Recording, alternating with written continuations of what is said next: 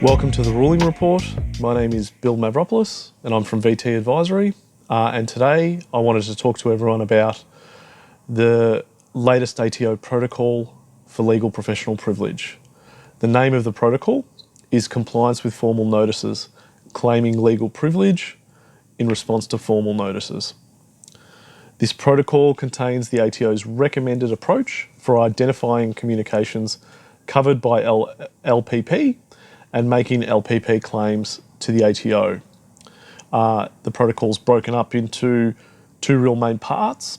They are essentially a part about the protocol and then also the ATO's recommended approach.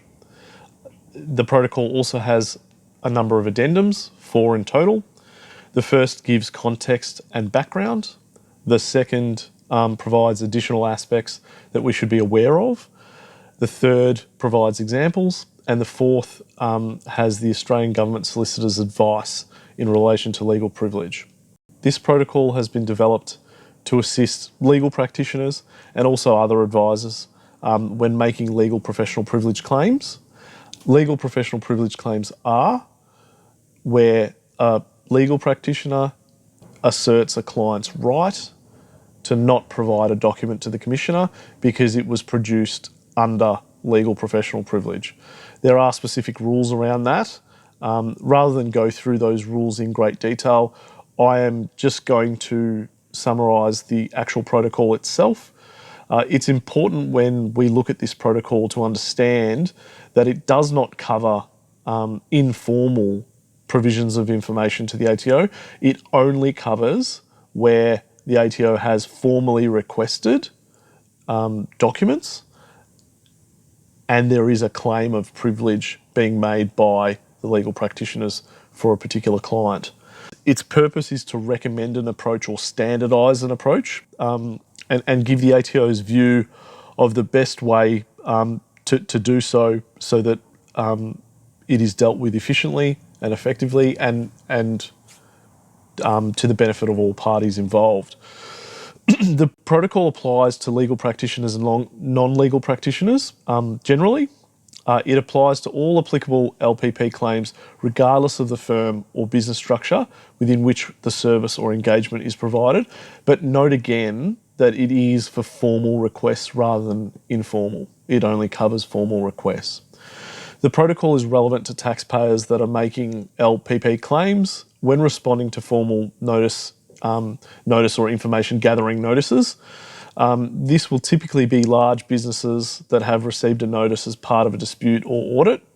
The vast bulk of engagements in the large market are done without recourse to formal information gathering powers, but it's good to know that this is the way that the ATO wishes to proceed where they do resort to those powers. Effectively, the ATO has provided a little bit of background as to why they issued this protocol. Basically, the ATO can compel you to provide documents formally. However, they can't compel you to provide information and documents where the underlying communication is subject to privilege. So where a claim of legal privilege is made, it is part of the ATO's role as a regulator whether or not to accept that, review that privilege claim, or potentially even challenge it. To make an informed decision, they need information to be able to do that. However, on the flip side, legal practitioners often say by providing information in relation to a privilege claim, they may inadvertently or mistakenly waive the privilege in question. So it is pretty high stakes, and that's kind of why there is a lot of dispute in the area as well. However, from the ATO's perspective, where not enough information is given to explain why a legal privilege claim is being made, they cannot determine whether or not they should challenge it, ask for more information, or simply leave it because it is covered by privilege. The ATO expresses their concerns in the first addendum to the actual document. The protocol sets out, where the ATO considers the LPP may not arise, like a privilege claim may not arise, or where they are concerned that there are features that give rise to a risk that legal privilege claims aren't being appropriately made. Look, that can be inadvertent, that can be deliberate, but I guess they're just trying to focus on the issue at hand, being the legal privilege claim itself. Where a communication is made in furtherance of what they call an illegal or improper purpose, it would not satisfy the requirements of legal professional privilege, and so no privilege can be claimed over those documents. That's effectively what the Commissioner is saying. They've issued a formal notice. If they feel that there is one of these inappropriate or illegal purposes, they would seek to challenge it. They recognise that the amount and type of information about communications needed to decide what to do with a privilege claim can vary. And that depends on the context, it depends on the client, it depends on a number of things.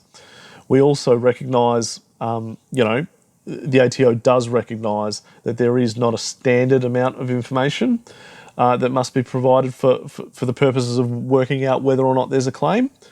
However, they expect that a person claiming legal privilege will provide an explanation that allows the ATO to decide what to do next, whether or not to challenge the claim or not. The protocol, interestingly, provides what the ATO expects from practitioners, be they legal practitioners or otherwise. They basically say where a practitioner follows the protocol, the ATO will usually have a sufficient level of information to be able to decide what to do next. In many cases, it is likely that they will accept the claim, and without further inquiry, they won't need any further information, they'll move on. However, following the protocol does not mean that the ATO will never have concerns about a legal professional privilege claim or challenge that claim, although it is less likely.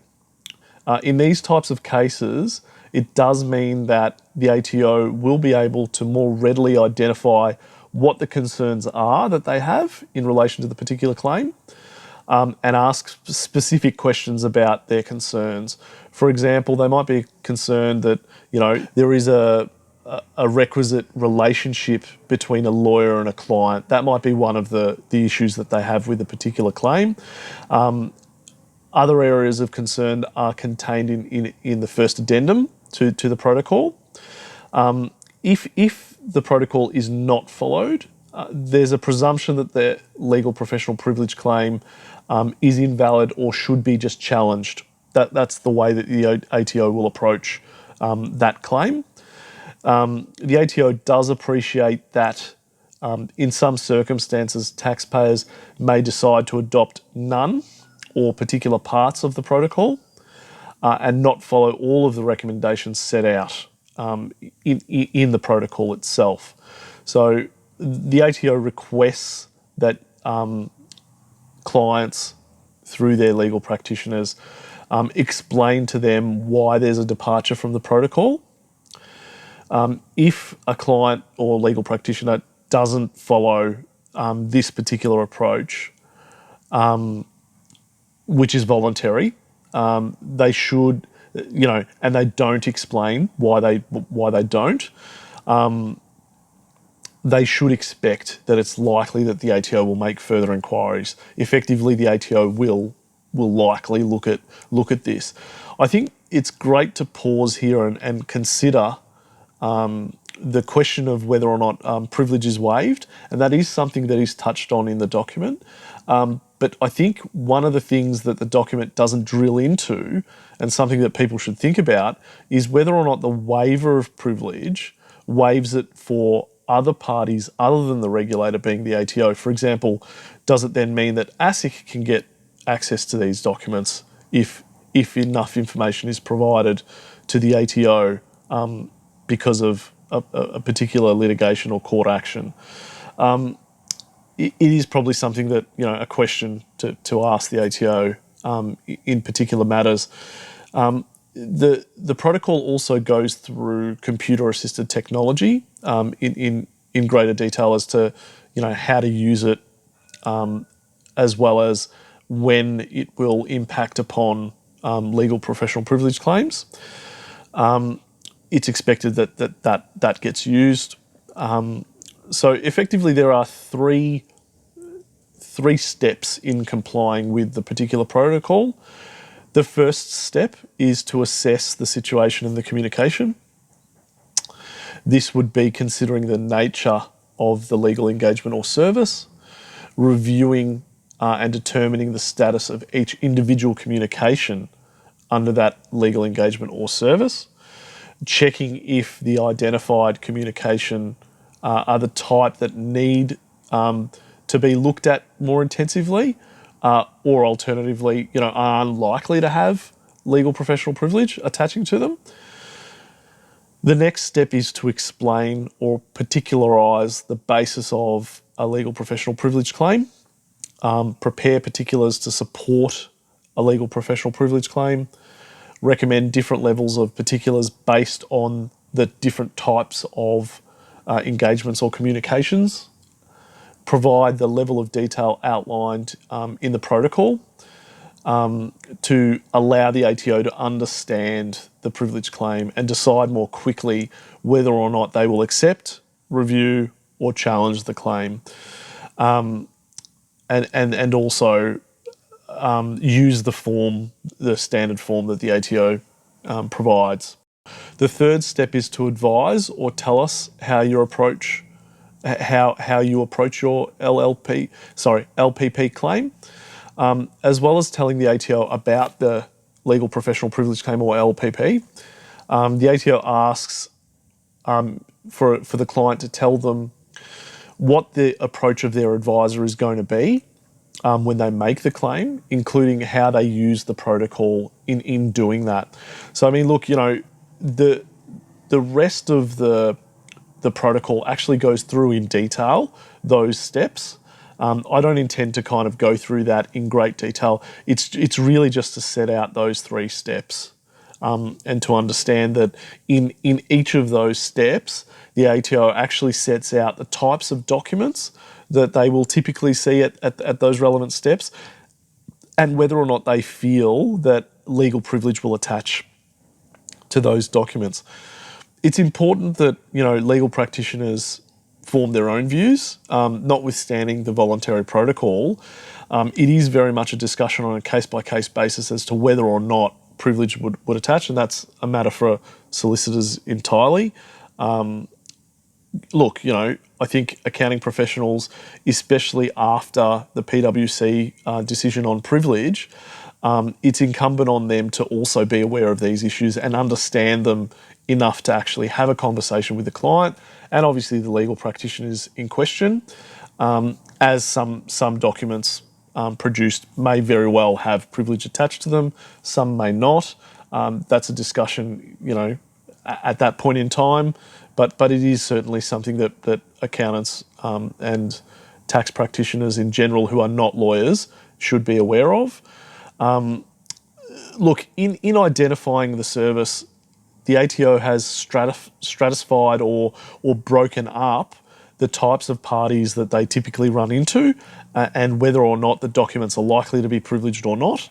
The first types are obviously, legal practitioners from legal firms, as well as, people that they closely supervise, such as paralegals, clerks, law graduates, executive assistants, and all those non-legal people who work in legal firms. Then there's in-house counsel, and then there's services from non-legal persons who I guess act in a blended engagement where it's both accountants and lawyers working together. Whether or not documents created by them would be subject to legal privilege or not.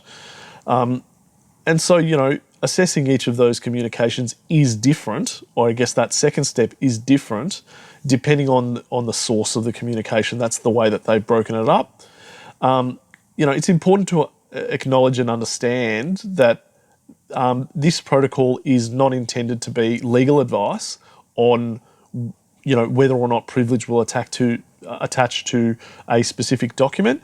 It's just a preferred approach. So it is important still that clients make sure that they go through their legal practitioner and seek advice on whether or not privilege should attach. That very much is a legal question. All this is a streamlined approach by which a process is put down to provide information to the ATO. So look, there's specific steps for the engagement. I'm not going to go through those in great detail.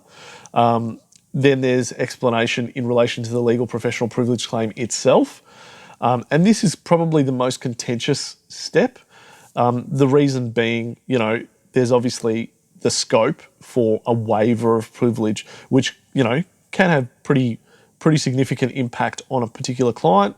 And, so both the ATO as well as legal practitioners, as well as accounting practitioners, are concerned that they get it right. That's kind of the main thing. And I think everyone's on the same page when it comes to that.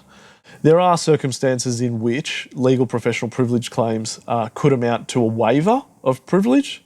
So it's important to acknowledge that this protocol, to the extent that any particular would reveal the content of advice provided, in other words, constitute a waiver, the ATO does not expect that would be provided to them. That's really important.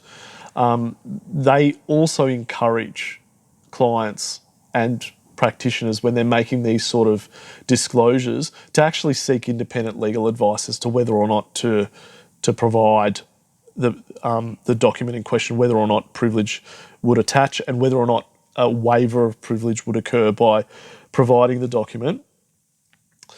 Particulars provided to the ATO in support of a LPP claim will be protected information for the purposes of Division 355 of Schedule 1 of the Tax Administration Act, and will not be disclosed except as required or permitted by law. So that's important because it provides a level of protection, notwithstanding if there was a waiver, there is obviously a level of protection there. If you have concerns about the particular recommendations, it's important to engage with the ATO and actually talk about your concerns. So I think that's something that legal practitioners and non-legal practitioners can do in the circumstances. The particulars that the ATO's asked for are things like a document ID or file name, the name of the privilege holder, the date the document was prepared or communication was made, the number of pages in the document, the title and subject line of the communication, except to the extent that this discloses the privilege itself, the form of the communication, for example, email, letter or file note, the type of document, for example, advice, contract, invoice, the identity and role of each person between whom the document or communication is made, whether the document is a copy, the dominant purpose for which the communication was made, the legal issue being advised upon, whether the communication was forwarded, if so, provide an explanation of the purposes of forwarding it, how confidentiality in the communication was maintained, and how you assured yourself that privilege was not lost, where LPP is claimed in full or in part, and if there are attachments to the document, whether LPP is being claimed over the attachments as well. So look, that's a pretty broad list, and obviously there's a lot of information there that many parties may be uncomfortable about providing. That's a matter for legal practitioners to decide whether or not that is appropriate or not in the circumstances. Again, this is a voluntary protocol. Step 3 is advising the ATO of the approach being taken. So, was the first step in the protocol followed? Yes, no, why? Second step, was it followed? Yes, no, why? Third step, yes, no, why? Okay, so now we move to the first of the addendums, being the context and background. The setting in which LPP claims are usually made. Look, the LPP protocol and the ATO freely acknowledge tax laws are complicated. People's personal and business relationships and arrangements are also complicated and becoming more so. The ATO expects and understands that people obtain advice on the wide range of their communications and their affairs to make sure that they comply with their obligations. The ATO encourages people to seek quality professional advice to assist with meeting their tax obligations. Further, they recognise that legal professional privilege is a fundamental, that they call it a common law right, privilege, however you want to call it, support taxpayers in making LPP claims where the communication is actually privileged. I think information and document gathering powers are pretty extensive and pretty coercive, frankly. These powers include being able to compel taxpayers to furnish information or produce documents to the ATO, where they're in the custody or control of that particular person. They're an important feature of the Australian taxation system, and they're important tools by the regulator to enforce tax laws. When it attaches legal professional privilege is an important kind of safeguard or immunity from an obligation to disclose information. And that's something that is respected by the ATO. But I think what they're trying to say is, in order to make a decision on whether or not it applies, they need more information. That's effectively what they're trying to get at. Their expectation in relation to the respective roles of taxpayers, advisors and the ATO in relation to legal professional privilege is summarised in tables throughout the document, and they kind of step through what they feel the taxpayer or advisor's role is, and what they feel the ATO's role is. So, I mean, I encourage you to go through that. I won't go through that in great detail. There are also considerations for legal practitioners specifically within the guide, and that's something that you should go through in detail if you are a legal practitioner. Basically, the ATO takes issue with contrived arrangements or relationships in relation to engagements that are ongoing with a particular client that seek to abuse the way that legal professional privilege is used to basically structure the way engagements are set up and also how they progress in order to make documents privileged when they wouldn't otherwise or ordinarily be. That's what the concern is. For example, and this is just a laundry list that the ATO provides, routing advice through a legal practitioner merely for the purposes of attaching privilege to the advice. Legal engagements entered into after the substance of the advice was provided by non-legal persons. Concepts and ideas are proactively promoted or marketed or presented by a person or firm, whether lawyer or otherwise, unsolicited by a taxpayer at all. Communications exclusively between non-legal persons in circumstances where the non-legal persons do not perform functions in furtherance of a solicitor-client relationship, and basically communications exclusively between non-legal persons in circumstances where they wouldn't further a solicitor-client relationship. So. I mean, look, the last item is where it's unclear, where the ATO can't decide whether or not it hits one of those items. Basically, look, the second addendum is sort of goes through some additional aspects that concern the tax office and kind of expands upon some of the concerns. And also, I guess the purpose for which they share the protocol in terms of how they would like people to engage with them. The ATO, by sharing their recommended approach through the protocol, aim to support the provision of high quality legal professional privilege claims. That they actually want better legal professional privilege claims to be made. They don't seek to create unintended waiver of privilege. And that's the important thing to understand. That's the context in which you should read the protocol. They consider providing the recommended particulars to the ATO to be unlikely to result in an unintended waiver of privilege. The ATO will not contend that information that they provide that is provided to them in respect of legal privilege claims, basically the particulars of those claims, they will not seek to assert in any proceeding that there's an unintended waiver of that legal professional privilege claim generally. Now, look, it's important to understand that this is an administrative ruling. This does not bind the Commissioner to not seek waiver in those circumstances. So it's important to acknowledge that. Look, I take it on face value. If the tax office is saying, they don't intend to seek waiver, I would suggest that, their policy is that they don't. Be mindful that if a waiver does occur, and this is again a matter for a legal practitioner, does that then mean that other regulatory bodies that haven't expressed a view could potentially gain access to that document, or even third commercial parties potentially? So things to think about.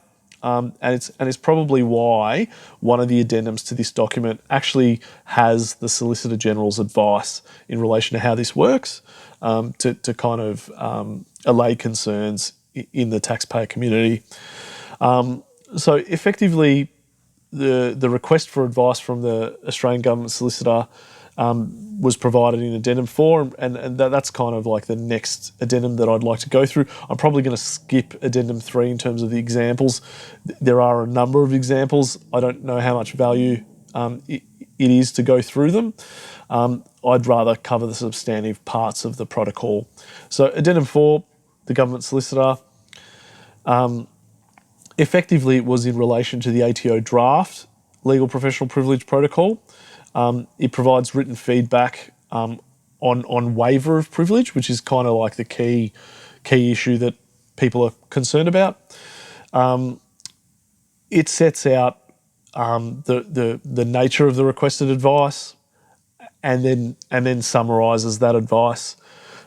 Does the provision of recommended particulars in the draft protocol, which was issued before this protocol was issued, give rise to a waiver of legal professional privilege, and having regard for the purposes of the protocol and the feedback received from the public, does that occur? Effectively, that was the question answered, and the government solicitor came back and said, "Yep, look, we expect that in the majority of cases, there will be a low risk of waiver of privilege, where the particulars of the privilege claim are provided consistently with the recommendations in the protocol." So that's effectively snapshot what he's thinking. It's a pretty low risk. However, this will depend on the circumstances of each case. So I think that's the key when analysing the Solicitor General's advice. It doesn't mean that in every single case that there won't be a waiver, and I think that is the nature of the concern with these protocols. It's in the limited cases in which waiver actually is made, and what the implications would be on the client if they were. It, in my view, kind of creates a bit of a tightrope without a safety net, because if you do, if a legal practitioner does waive privilege, does that mean that the client has a claim against them? So it's an understandable thing to be worried about. I would imagine that they're just practitioners in general would be worried about that sort of thing. Look, that is a snapshot of this protocol. So again, the compliance with formal notices claiming legal professional privilege in response to formal notices. This has been the ruling report. I am Bill Mavropoulos from VT Advisory. I hope you got heaps out of the video. Thank you.